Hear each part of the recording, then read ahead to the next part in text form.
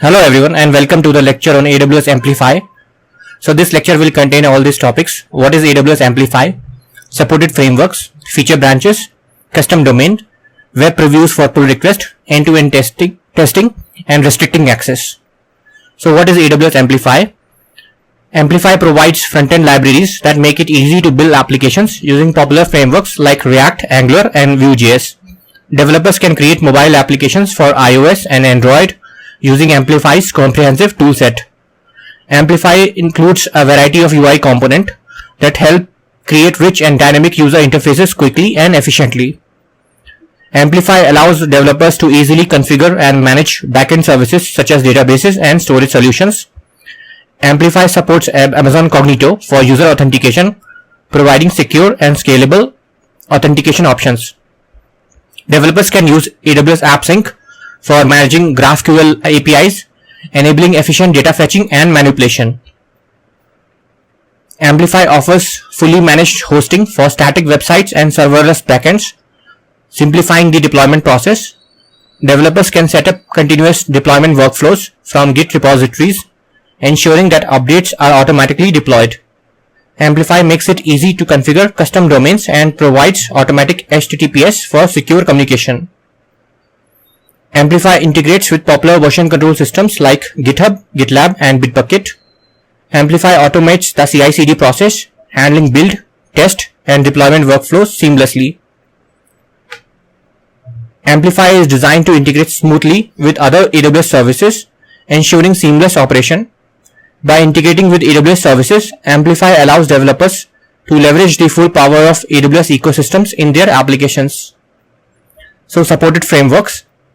So Amplify hosting supports many common server-side rendering SSR frameworks, single page application SPA frameworks and static site generators, including the following. So first is SSR, server-side rendering, and these frameworks include Next.js, Nuxt, Astro with a community adapter, SvelteKit with a community adapter, and any SSR framework with a custom adapter. Then a single page application app frameworks such as React, Angular, Vue.js, Ionic, Amber. And for static site generators, we have 11t, Gatsby, Hugo, Jekyll, and VuePress. So next we'll see what some of the features of AWS Amplify. So first one is feature branches. Amplify hosting seamlessly integrates with feature branch and Git flow workflows, supporting structured and organized development processes. When you connect a new branch in your Git repository, Amplify hosting automatically creates a new deployment for that branch, allowing separate deployments for different stages of development. After connecting your initial branch, you can create additional feature branches for new features, bug fixes or experimentations. The two deployments at Amplify default domain. So Amplify provides default domain URLs for your deployments. So one is for the main production branch, which looks something like this. You have HTTPS main app ID amplifyapp.com. So this will be your production branch. And second, you will have HTTPS dev.app.id.amplifyapp.com for integration. So it will offer you two URL for testing two deployments. And these URLs vary based on this app ID. So app ID, whatever is your application ID, this will get replaced. The main branch in your Git repository is typically used as the production branch, containing the stable release code that is deployed to your end users. The development branch serves as an integration branch where new features are merged and tested before being promoted to the main branch, providing a controlled testing environment. Beta testers can access the develop branch deployment to test and provide feedback on unreleased features without affecting the production environment. Since the main branch deployment is separate from the development branch deployment, production end users are not impacted by the testing and experimentation happening on the develop branch, ensuring a stable experience for your production users. Next hosting feature is custom domain. So with Amplify hosting, you can connect your deployed web application to a custom domain, which allows users to access your app through a personalized URL.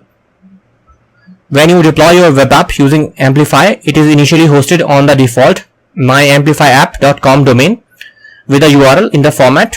So it will be like HTTPS branch name and the dot followed by the application ID .amplifyapp.com.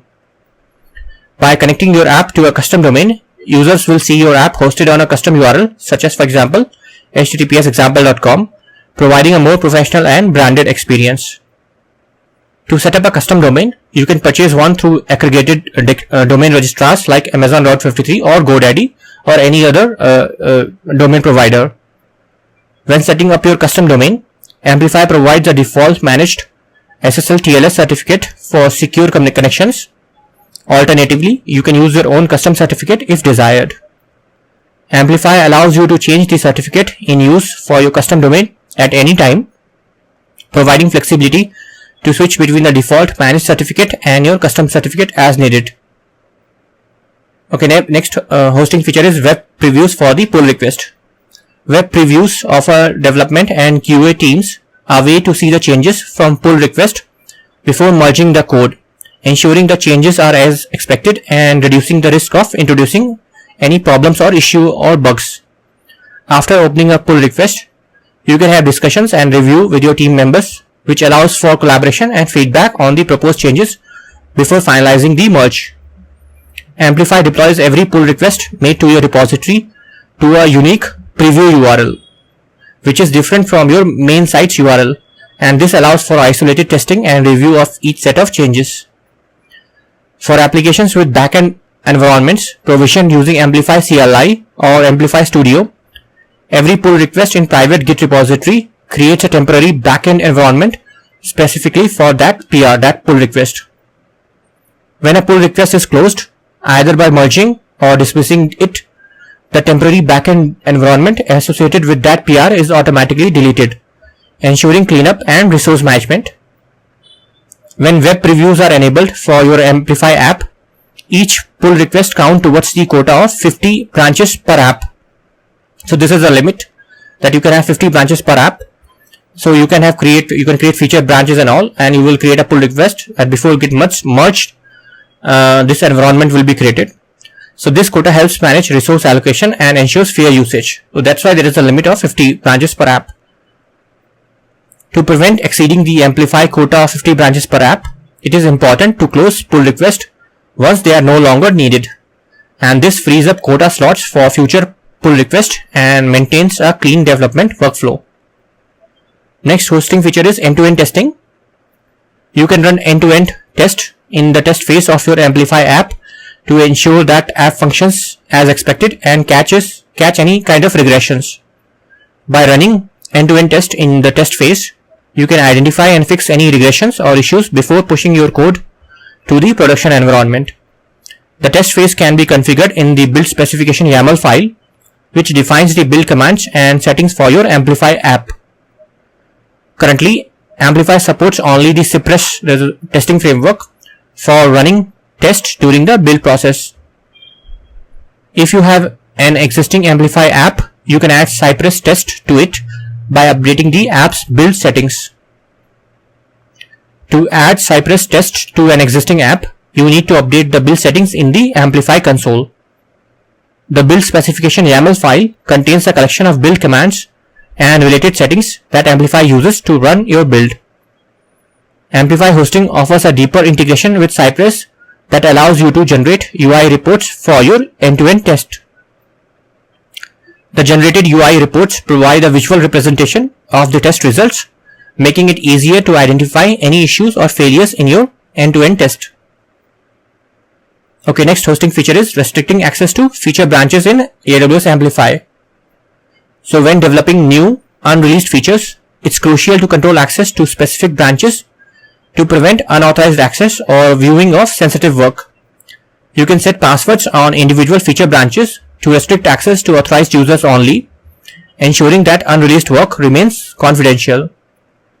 Users attempting to access the URL of a password-protected branch will be prompted to enter their credentials, which adds an extra layer of security and ensures only authorized individuals can view and interact with that branch. Access control can be set at both the individual branch level and at the global level, and this allows for flexible and granular security management across different branches and the entire application. When access control is enabled at both the branch level and the global level, the branch level password takes priority over the global password, and this provides more targeted security for specific branches. Each branch can have its own unique password, enabling detailed access management for different development stages, features, or teams working on the project. A global password can be applied to all connected branches, simplifying the access control process when uniform access rules are needed across the entire project. And that's all. Thanks for watching.